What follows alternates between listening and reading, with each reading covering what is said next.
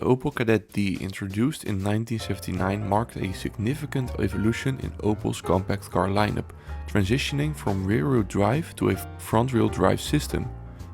This generation also included a more boxy design, typically used in the late 1970s and early 1980s. This generation, produced until 1984, was also rebranded in the UK as the Vauxhall Astra Mk1, representing Vauxhall's first venture into front-wheel drive vehicles. The Kadett D showcased a modern design with a focus on practicality and aerodynamics. The drag coefficient was reduced by 15% at 0.39 and was also somewhat better than the main competitor, the Golf 1. And it was available in various body styles, including a 3 and 5 door hatchback, offering versatility and ease of access, and these most of the time were recognizable for their bigger rear windows and optional rear wipers, the 2 and 4 door sedans or limousines, and although being very similar to the hatchback, this body style didn't lift the rear window. The rear window also was smaller, therefore giving the car a more classic sedan silhouette. A 3 and 5 door station wagon, catering to families and users requiring additional cargo space, and this body style was around 20 cm longer than the hatchback and sedan at 4.2 meters, and also a very rare 3-door cargo van or just a van. And it was a very rare body style available in the last year between 1983 and 1984, basically being a station wagon without the windows or optional extra doors, and you could really see that it was just a panel van in some cases. And besides these models, there were no coupes or cabriolets available, except for the Kadett Beaver, but that was a special version made elsewhere. The exterior featured clean lines with a slightly sloping rear, contributing to improved aerodynamics. The front fascia is characterized by rectangular headlights or optional round headlights for the cheaper base models, and a modest grille, aligning with the design trends of the late 1970s and early 1980s. A little under 3 years after the introduction, in August 1982, the Kadett received a minor facelift with a new grille and a center console for the interior. Compared to its predecessor, the Kadett C, the Kadett D was 5.6 cm wider, but 14 cm shorter. However, the space had improved, especially the leg and knee room in the rear. The trunk volume was also increased, and the large tailgate provided increased versatility. The body structure was completely redesigned to meet increased safety requirements, and corrosion protection was also improved. Inside, the Kadett D focused primarily on functionality. The dashboard had a simplistic layout with easy-to-read gauges and essential controls within arm's reach. It was also simple and just very uncluttered, with rectangular instrument cluster housing a speedometer, fuel gauge and warning lights, and higher trim levels included a tachometer. The controls were logically placed, including slider controls for heating and ventilation, and sometimes a basic radio was available as an option, with higher trims offering cassette players as well. Besides these options, you also had other optional extras, like a passenger side mirror or even headrests for the very base models. Other options mostly were fitted standard in higher end models, like the Luxus or the Berlina. The Kadett D was equipped with a range of engines to cater to different market needs. It was a revolutionary generation of the Kadett because it was the first generation of Kadett that also could be powered by a diesel engine, being a 1.6 liter, while still providing a lot of petrol engines. The smallest and possibly also one of the rarest engines was the 1 liter with normal or super petrol. The normal petrol was the 1.0N, and this had 40 horsepower, 66 Nm and a 0 to 100 time of 25 seconds. It was actually an engine that was also in the Kadett C and the Kadett B, and really wasn't that well with specifications as it had a top speed of 130 km an hour and was actually discontinued while the Kadett D was still in production, as it was in production between 1979 and 1981. And although being the smallest engine, the average fuel consumption wasn't that great, with 8.9 liters per 100 kilometers. The normal petrol 1 liter engine also received a super petrol version called the 1.0S. This had 50 horsepower and 70 Newton meters, and specification wise it was very much better, as the 0 to 100 time had decreased from 25 seconds to 19.5 seconds, giving the car a better top speed as well of 140 km an hour. And just like the normal petrol engine, this engine also was available between 1979 and 1981 and was basically more common than the 1.0N, being fitted mostly in the base models, with the base models being optional with bigger engines. Fuel consumption wise, this car was better with 8.1 liters per 100 kilometers. The 1 liter was then followed up by the 1.2N with 52 horsepower and 80 Newton meters, giving the car a 0 to 100 time of 18.5 seconds and a slightly higher top speed of 143 km an hour. And this engine was available throughout its whole production span. It was just a bit more powerful than the 1.0S. Fuel consumption wise, this engine was more efficient than the 1.0N, with an average fuel consumption of 8.3 liters per 100 kilometers, instead of the 8.9 liter per 100 kilometers for the 1.0N. It also had a 1.2S version with 59 horsepower and 88 Newton meters, giving the car a 0 to 100 time of 16 seconds and a top speed of 150 km an hour, also being available throughout its whole production span. This was actually one of the most popular engine choices, and actually most of the Kadetts can be seen with this engine or a 1.3. Fuel consumption wise, this engine was actually quite good with 7.8 liters per 100 kilometers. The 1.2 was then yet again followed up by this time a 1.3 liter with 60 horsepower for the normal petrol version, giving the car 94 Newton meters of torque and a 0 to 100 time slightly better than the 1.2S with 15.5 seconds, giving the car the same top speed of 150 km an hour, also being available throughout its whole production span. And actually, fuel consumption wise, this engine's fuel consumption remained the same as the 1.2N with 8.3 liters per 100 kilometers. This engine yet again also received a super petrol version with 75 horsepower and 101 Newton meters of torque, giving the car a quite decent 0 to 100 time of 13.5 seconds and a top speed of 160 km an hour. Fuel consumption wise, this engine had a very good fuel consumption of 7.6 liters per 100 kilometers.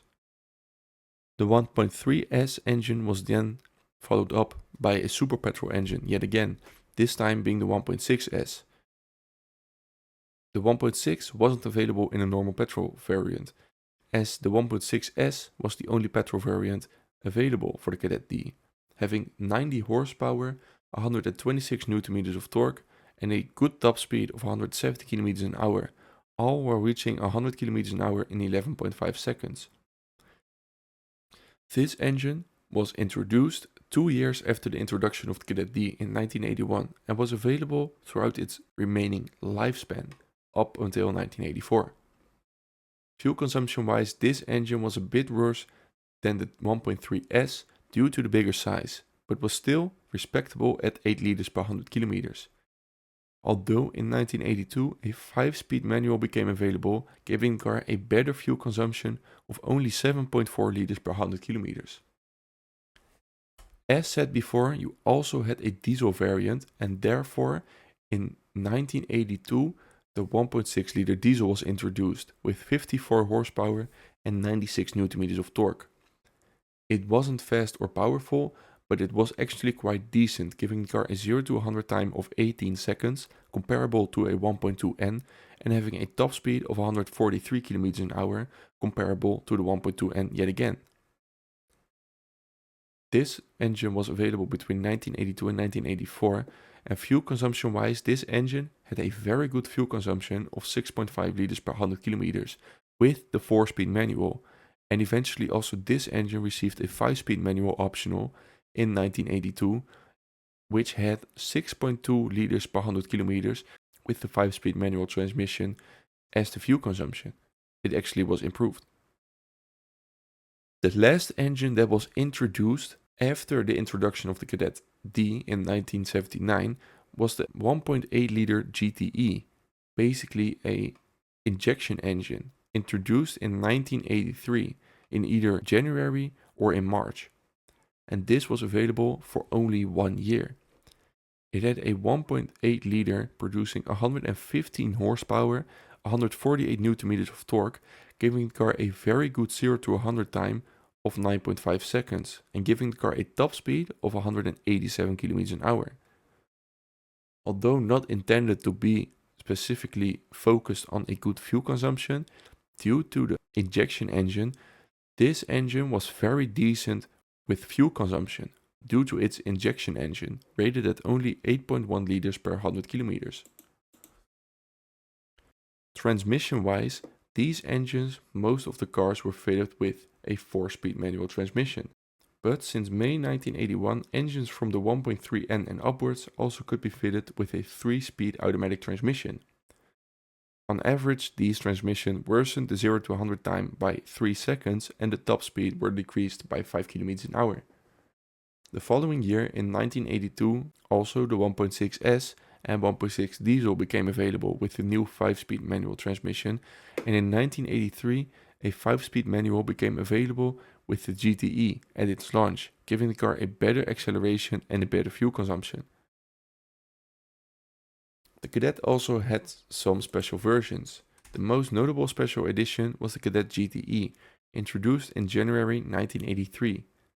It was equipped with an engine, the 1.8 liter as said before, and it had sport-tuned suspension, distinctive exterior styling cues like unique decals and sporty interior elements like the Recaro seats. And on the exterior you could really see it was a Kadett GTE by the bumpers that was actually in the color of the car. You also had the Kadett DSR, which was available between 1981 and 1984. And the Kadett DSR was a sportier version of the standard Kadett, designed for drivers looking at a more dynamic driving experience and a more aggressive design. This model was notable for several exterior features, such as black plastic trim on bumpers and wheel arches for a sportier appearance, and also sometimes sporty decals and side stripes, a small rear spoiler, and sometimes fog lights integrated into the bumper for improved visibility. On the interior, this car received sport seats, a 3-spoke steering wheel, and some additional instrumentation, including a tachometer on some versions. And also a few engines were available in this model, all being super petrol versions, such as the 1.3S with 75 horsepower or the 1.6S with 90 horsepower. Between 1982 and 1984, you also had the Kadett Corsa, which later gave the name to the Opel Corsa. This model also had several different interior and exterior features, like different rims on the outside, with a black color and a golden-like decal on the side. This model also was only available with the 1.3S and 1.6 engines. Although being very similar to the Vauxhall Astra Mk1, there were a few differences. To start off with the production years. Just like the Kadett, the Astra Mk1 was introduced in 1979, but stayed in production until August 1986, 2 years after the discontinuation in Europe. In these 2 extra years, the Kadett E or Astra Mk2 also became available and a lot of engines were dropped, only leaving the Mk1 Astra in the last years with the 1.2S, 1.3S and the 1.6 diesel or 1.6S engines. There also were engines for the Kadett GTE, as in March 1983 the sport version of the Astra GTE was introduced on the island, 2 months after the introduction in January 1983 for the Kadett GTE. They shared many similarities, such as the 1.8 injection engine, but also had minor differences in equipment. For example, the Astra GTE models came standard with headlight washers, dual rear fog lights and side opening windows, but had standard exterior mirrors. These extras were available at extra cost on the Kadett GTE, but the sport exterior mirrors, like the SR variants, were standard. During its production run from 1979 to 1984, the Kadett D faced competition from several notable models. Especially in Europe, it faced competition with the Golf Mk1 or the Golf 1, a direct competitor in the compact hatchback segment, and this basically was the main competitor. But in the UK, under the Vauxhall brand, they actually had competition from Ford with the Ford Escort Mark III, another rival offering similar body styles and engine options. And eventually, after just 5 years, an astonishing 2.1 million units of the Kadett D and Astra Mk1 were produced. It was succeeded by the Kadett E or Astra Mk2 in 1984, further improving aerodynamics and other essentials needed within cars. Thanks for watching this video. To be able to upload more videos in the future, please consider becoming a member of my channel or sending a super thanks on this video. Also, don't forget to like and subscribe for more.